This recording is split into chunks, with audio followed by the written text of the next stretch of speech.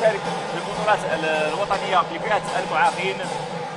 سبق له ان قدم عرض في بطولة العالم لفئة الشبان التي أقيمت بطولة العالم لفئة الشبان التي أقيمت بالمجمع الرياضي أمير ولي عبد الله بمدينة الرباط، وقدم أيضا عرضا مميزا في منافسة كأس العرش. إذا سنتابع يعني هذا العرض اللي هو فيه دروس وعبر كبيرة جدا من جانب سعيد المحمودي. فعلا ملي كنشوف هذا وليد سعيد بصراحة كيعطيني درس ديال الحياة.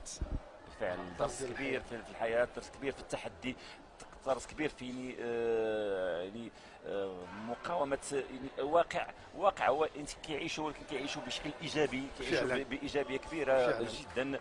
وهذه حركات وتطبيقات يعني الكل يصفق، نحن ايضا نصفق الكل، الزملاء التقنيين يعني ربما احيانا غيترك الكاميرا ولكن للتصفيق، فهذا يعني امر ايجابي كبير جدا.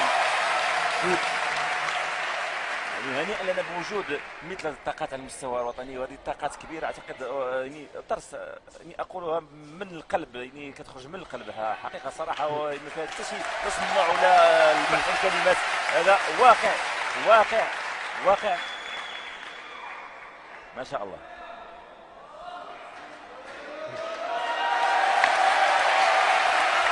وصور ولقطات تغني عن اي كلمات وعن اي تعليق. يعني سعيد المحمودي، جمعيه منتدى مبادرات سيدي مؤمن كما قلت، تابع يعني بمشاركه دابا غيدير مقابله الحركات اللي وري لنا استعراضيه بالفعل بالحركات اللي قدموا في اثناء هذا المجال. جميل، وكاين تناسق بديع يعني.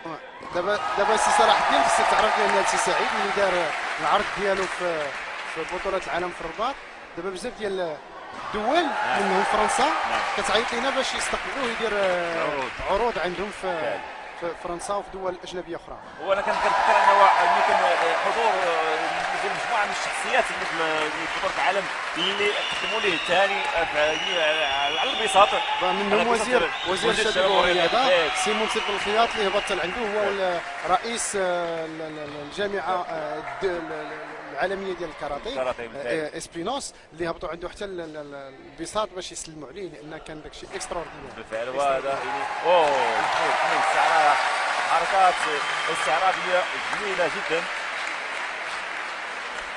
فعلا. لي زيماج كيف ما كنقولوا لي زيماج بارل ديل ميم حقا. هنيئا لهذا البطل، الكل يجب ان يكون كتشوف الجمهور واقف احتراما لهذه الشخصيه